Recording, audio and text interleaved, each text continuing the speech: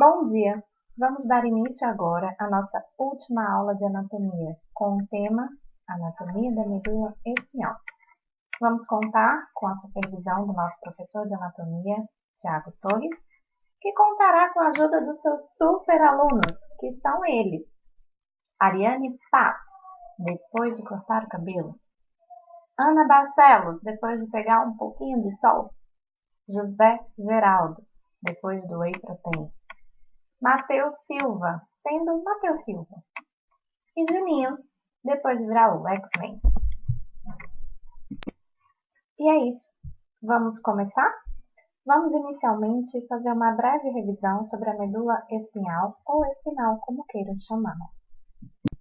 Bom, vale lembrar que a medula espinhal ela ocupa o canal vertebral no interior da coluna vertebral, que é ela que lhe dá sustentação e proteção.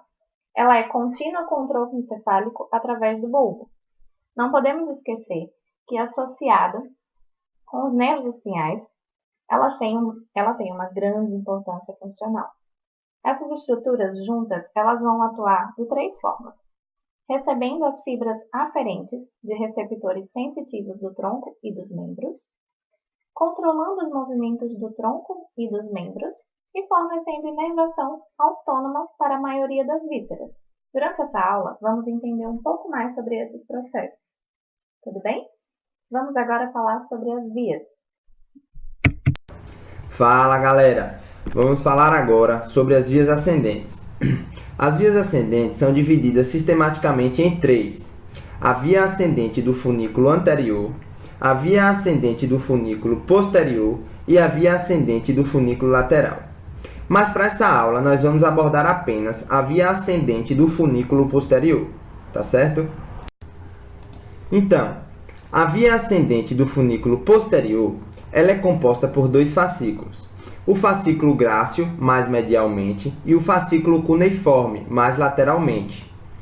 Funcionalmente, esses dois fascículos eles são homogêneos. Isso significa que eles compartilham da mesma função, que é conduzir o impulso nervoso relacionado à propriocepção consciente, tato epicrítico, sensibilidade vibratória e estereognosia.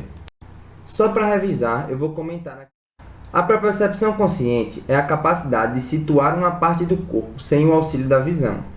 O tato epicrítico permite localizar e descrever as características táteis de um objeto. A sensibilidade vibratória, como o nome já diz, nos permite perceber vibrações, que são estímulos mecânicos repetitivos. E a estereognosia nos permite perceber com as mãos o tamanho e a forma de um objeto. É importante sabermos também que esses fascículos eles trazem informações de regiões diferentes do nosso corpo. Por exemplo, o fascículo grácil traz informações dos membros inferiores e do tronco inferior, enquanto o fascículo cuneiforme traz informações dos membros superiores e do tronco superior. Agora que já tivemos um apanhado geral sobre as vias ascendentes do funículo posterior, vamos falar então sobre o trajeto que essa via percorre para que haja a percepção dos estímulos. Inicialmente, os estímulos são captados pelo receptor, que são levados através do prolongamento periférico do primeiro neurônio para o gânglio espinhal da raiz dorsal, onde está localizado o primeiro neurônio. Logo em seguida, o prolongamento central do primeiro neurônio vai em direção ao funículo posterior, que vai ascender em direção ao bulbo, onde se encontra o núcleo grácil cuneiforme, onde vai estar o segundo neurônio. Posteriormente, ele vai decursar e subir para o tálamo, em direção ao terceiro neurônio, onde está o núcleo ventral posterolateral. Depois, em direção da cápsula interna e, por último, no giro pós-central do lobo parietral, onde vai se tornar consciente o estímulo.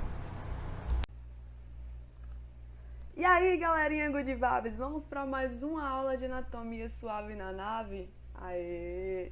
Se ligue! O assunto de hoje vai ser as vias anatômicas descendentes. Elas também podem ser denominadas de vias eferentes ou motores. E como o próprio nome diz, tem que emitir estímulos do sistema nervoso central até chegar aos músculos, os quais constituem o sistema nervoso periférico. Essas informações podem se originar no córtex cerebral ou no tronco encefálico e servem sobretudo para o controle dos movimentos.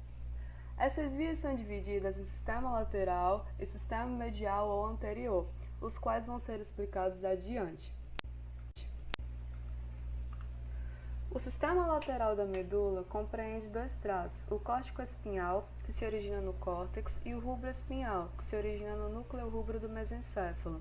Os tratos córtico-espinais são relacionados com o controle dos movimentos voluntários, de instintos e de habilidade, especialmente das regiões distais dos membros.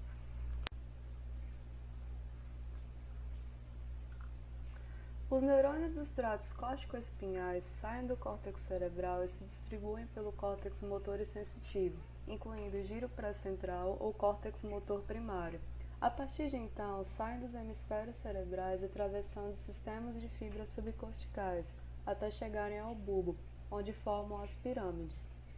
Na parte inferior do bulbo, as fibras das pirâmides sofrem uma decussação parcial. Isso significa que o córtex de um hemisfério cerebral comanda os neurônios motores situados na medula do lado oposto do corpo. Desse ponto em diante, o trato segue até a medula sacral e se comunica com o segundo neurônio motor, o qual, por sua vez, direciona a informação até a placa motora, fazendo que os movimentos sejam efetivados. Durante a evolução, por sua vez, o trato rubro-espinal ficou reduzido a um número muito pequeno de fibras. O trato rubro-espinal se origina no núcleo rubro do tegmento do mesencéfalo e liga-se aos neurônios motores situados lateralmente na coluna anterior, passando pela decussação tegmental anterior, os quais, como vimos, controlam os músculos responsáveis pela flexão da parte distal dos membros, através de uma atividade excitatória. Em caso de lesão do trato rubro-espinal, o que é raro acontecer isoladamente na prática, haveria uma certa perda de força nos membros do lado afetado, mas os movimentos finos seriam mantidos intactos. Bem, pessoal, vamos falar agora sobre os neurônios radiculares alfa, que são neurônios grandes e que apresentam um axônio destinado à inervação de fibras musculares, que por sua vez agem efetivamente na contração dos músculos. Estas fibras são extrafusais, ou seja, ficam localizadas fora dos fusos neuromusculares. O neurônio radicular alfa, junto com as fibras motoras, formam a unidade motora. Os neurônios motores pequenos inervam poucas fibras musculares, formando assim as unidades motoras capazes de gerar menos força. Já neurônios motores grandes inervam um número maior de fibras musculares, formando unidades motoras maiores e mais potentes, ou seja, com mais força. E agora, vamos mostrar um vídeo para clarear um pouco as ideias. O impulso nervoso, também conhecido como potencial de ação, viaja do cérebro para a medula espinhal para disparar a contração do músculo esquelético. A partir daí, o potencial de ação percorre o neurônio motor até a fibra muscular. O local onde o neurônio motor estimula a fibra muscular é chamado de junção neuromuscular, que é essa que a gente está acompanhando na imagem.